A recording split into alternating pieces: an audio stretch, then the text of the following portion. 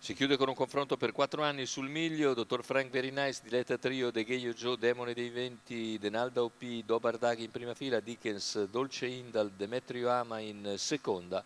I favori sono netti per Demone dei Venti, numero 4, Antonio Di Nardo in sediolo. Macchina che accelera e stacca con Demone dei Venti subito leader su De Gheio Joe, mentre si accoda in seconda posizione Denalda OP, che Numero coglie 1, dottor ottima Frank Very partenza. Nice, Squalifica per dottor Frank Very squalificato. Nice. Intanto hanno sbagliato un paio di cavalli, è partito malissimo Demetrio Ama, e vediamo il passaggio ai 200 in 14,6 per Demone dei Venti. Denalda OP incollata alla sua schiera, più indietro c'è De Gheio Joe, poi Diletta Trio, gli altri a seguire, con Dickens che accenna già a spostare all'esterno prima del paletto di 400 metri dalle posizioni di retroguardia. Dickens avanza, intanto 31 per i primi 400 metri di gara. Dickens subisce però l'anticipo da parte di De Gheio Joe, che va ad affiancare Denalda OP dopo 600 metri in 46,9.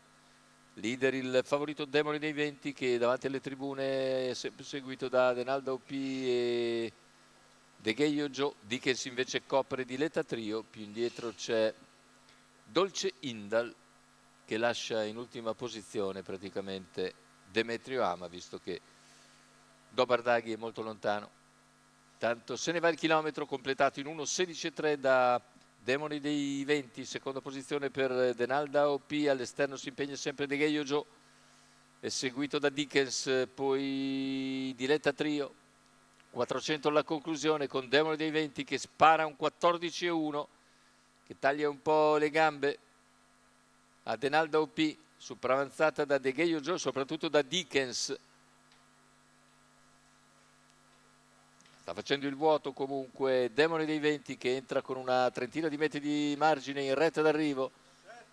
Demone dei Venti si isola in avanti, l'errore di Dickens, vince facile Demone dei Venti, 1:14,1 ragguaglio conclusivo, secondo posto per Dolce Indal, che precede ancora un generoso De Gheio Joe.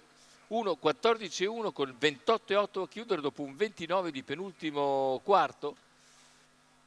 La bella affermazione per Demone dei Venti, che ritorna così alla vittoria. Antonio Di Nardo in sediolo, il training di Gennaro Casillo per conto della scuderia Spallina. È tutto per questo convegno di corse dal Savio di Cesena. L'appuntamento è per venerdì prossimo e per naturalmente il sabato del campionato europeo.